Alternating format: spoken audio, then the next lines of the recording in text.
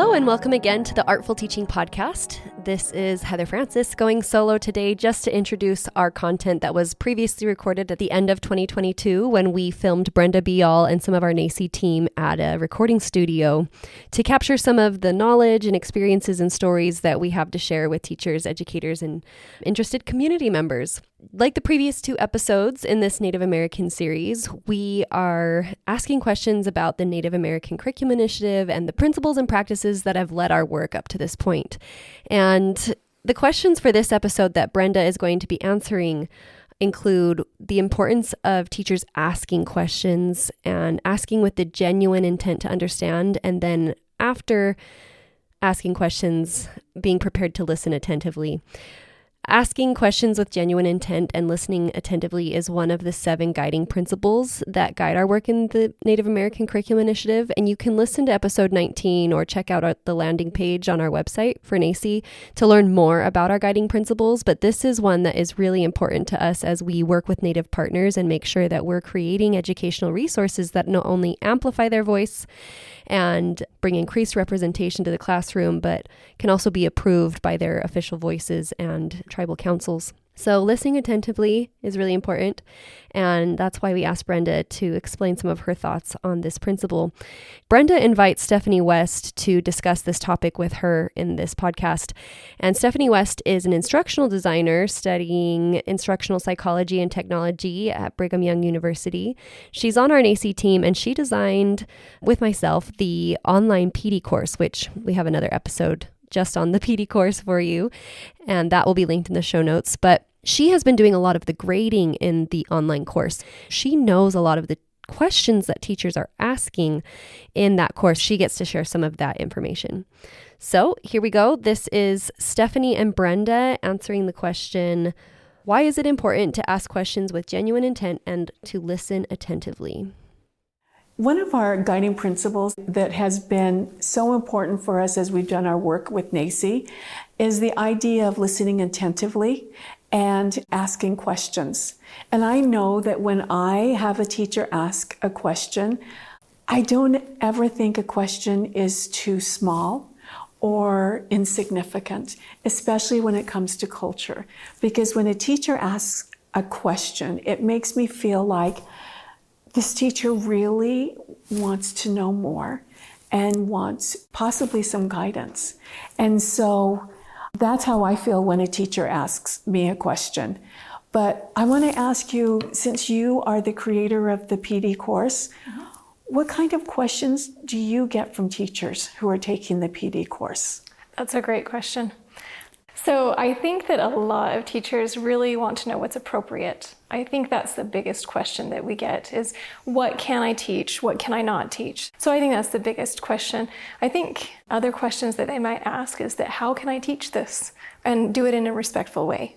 I think those are probably the most frequent questions we get.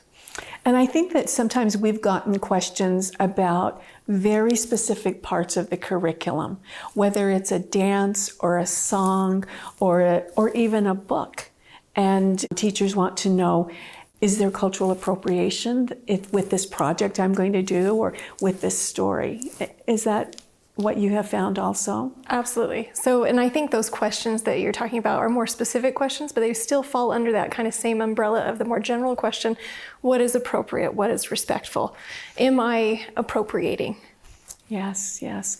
I also want to know, as we were creating the timelines, we wanted to make sure that we were truly amplifying the Native voice.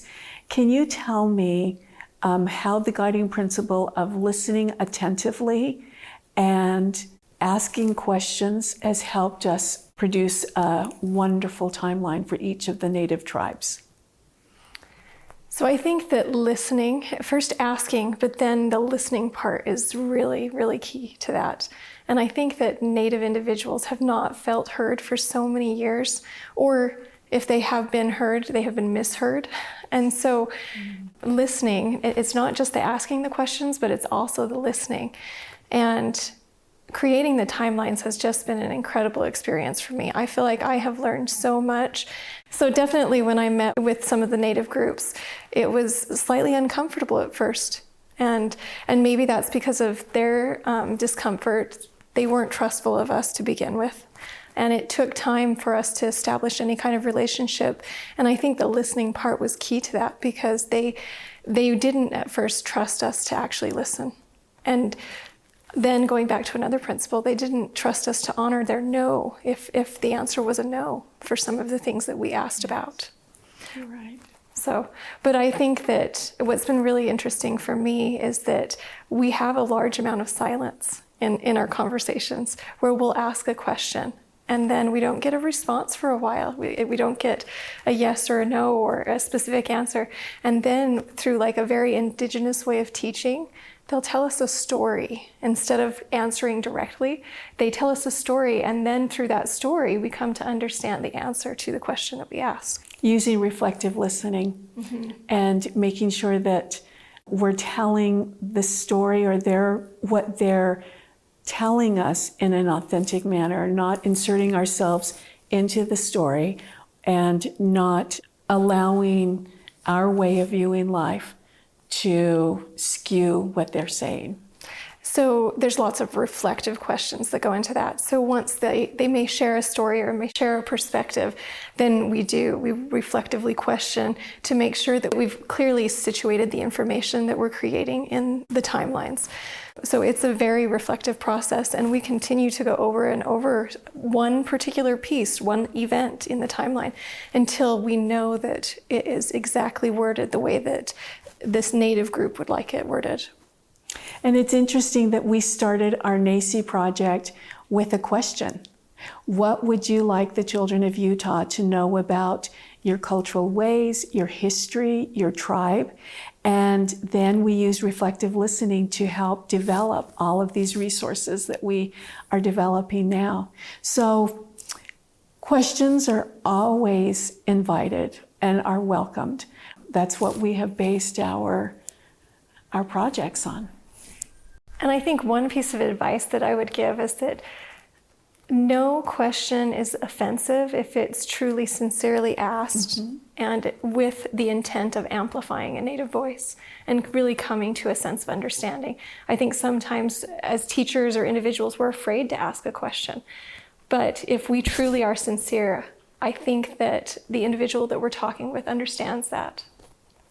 There are some specific questions that were asked, such as, can I do this dance without having a Native American in the classroom?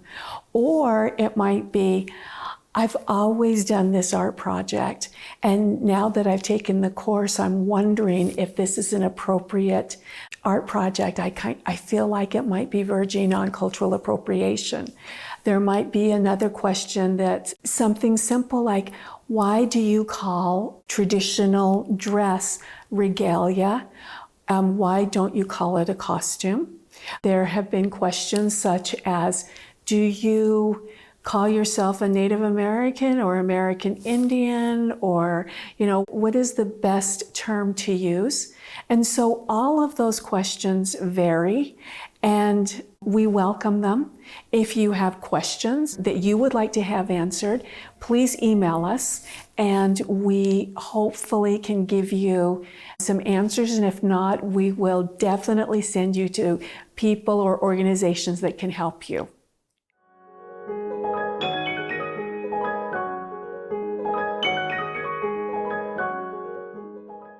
In this next clip, Brenda shares the importance of looking at history from multiple perspectives.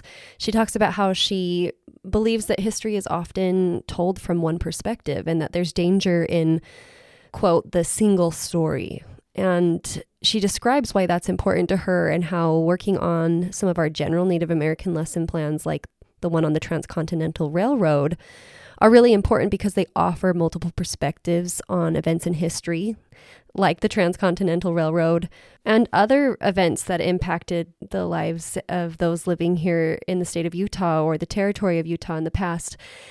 So whether you're teaching Utah social studies or not, understanding history from multiple perspectives and including Native perspectives on history as we look at content in the classroom is really important. So often I feel like history is taught from one perspective. And there is a danger in just that one perspective or in that single story. because you lose the complexity of that historical time. When we take a look at other ways of seeing things, the world opens up for us and for students.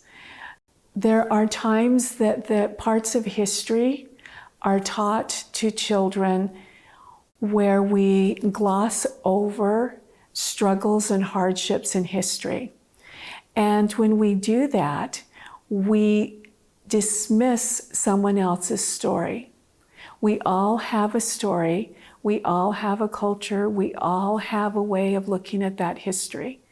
And so I feel like it's important to acknowledge and recognize that through the making of America, there have been many struggles. So often in our state, we're willing to talk about how the pioneers crossed and came to the Valley of Salt Lake, and we're willing to share the hardships that they went through, how people were left behind, how people died, and how the weather and the elements really were hard on the people that crossed the plains. But yet, we are hesitant to teach about the Bear River Massacre or the Swamp Cedars massacres. And I feel like there needs to be multiple perspectives on the different things that have happened. The Transcontinental Railroad is a perfect example. We see it as progress, connecting the East with the West. But there's a part of that history where there was a decline in bison herds. And those bison herds were essential to Native American livelihood. And so when the government decided that the bison needed to be decimated, they were taking away someone else's livelihood and way of living. And sometimes we don't hear about that. And so I feel like if we're going to not repeat history, we need to teach what history that it is that we shouldn't repeat. And so multiple perspectives to me opens our eyes, and it helps us to empathize. It helps us to realize that we are all human and we all have struggles, and that we are all a part of creating a future that is good for everyone.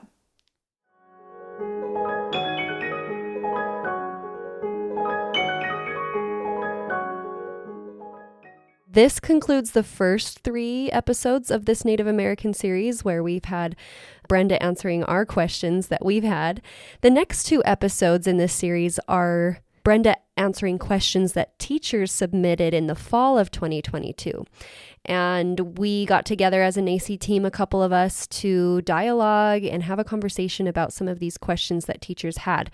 One of the questions she'll be answering is about the Utah Indian song that is a part of a 4th grade musical program that many schools have used for, decades now. I remember in the 90s being a child who participated in this program. So we talk about that song and possible alternatives to that song in the program. And then there's also a question about how to become acquainted with, build relationships with, and become friends with Native Americans in your community, whether they're students in your classroom or parents or community members or Native artists that you want to bring to your classroom.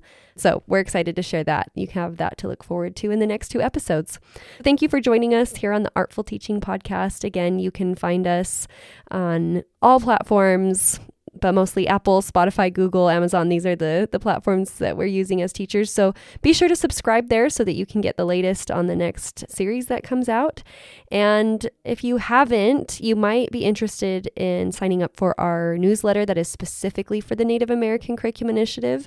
This is where we publish new lesson plans and new resources and new workshop opportunities. Be sure not to miss out on that opportunity. Links to all of these opportunities will be in the show notes.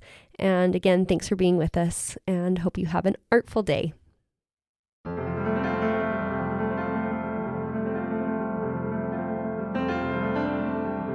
Artful Teaching is made possible by the BYU Arts Partnership and the McKay School of Education. Thanks to James Houston for editing this podcast. Music was generously provided by Connor Chi, a Navajo Diné composer and performer.